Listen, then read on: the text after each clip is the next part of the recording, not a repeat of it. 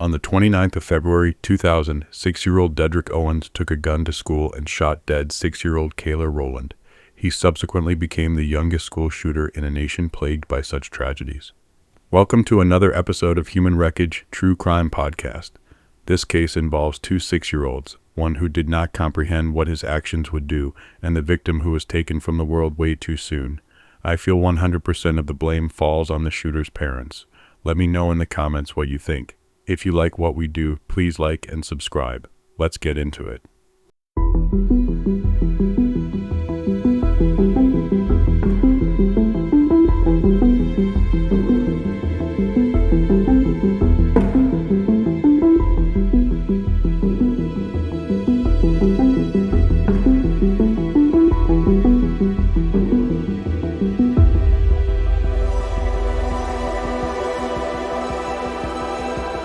Kayla Rowland, 6, loved to go to church and watch her favorite show on television, Barney.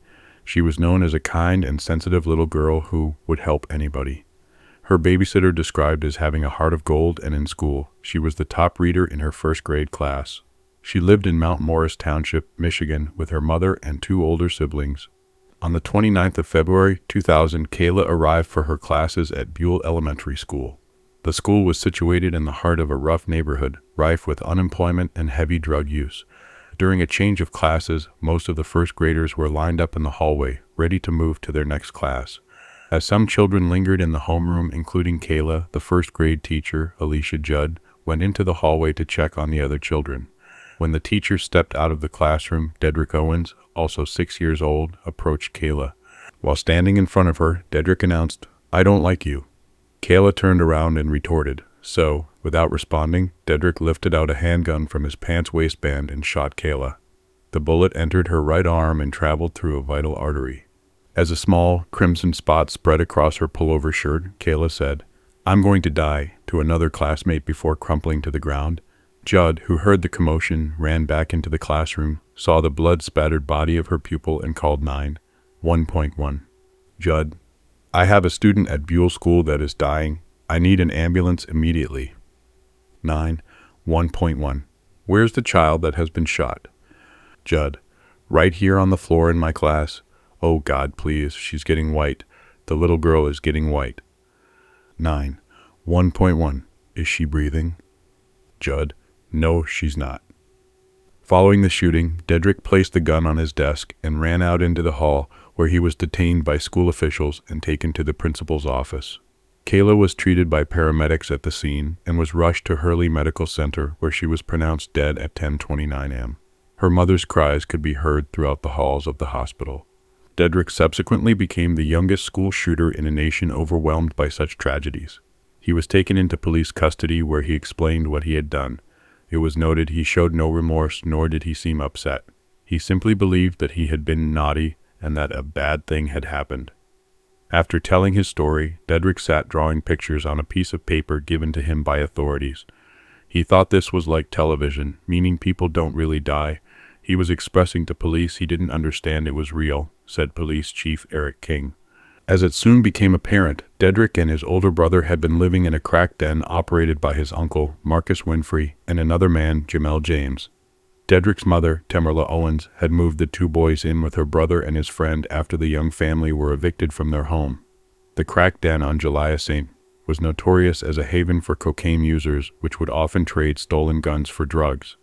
He was basically living in hell, said Genesee County Sheriff Robert Pickerel. The house had been under federal investigations for drug and gun trafficking before the shooting. However, police were building a case and hadn't yet moved on the house.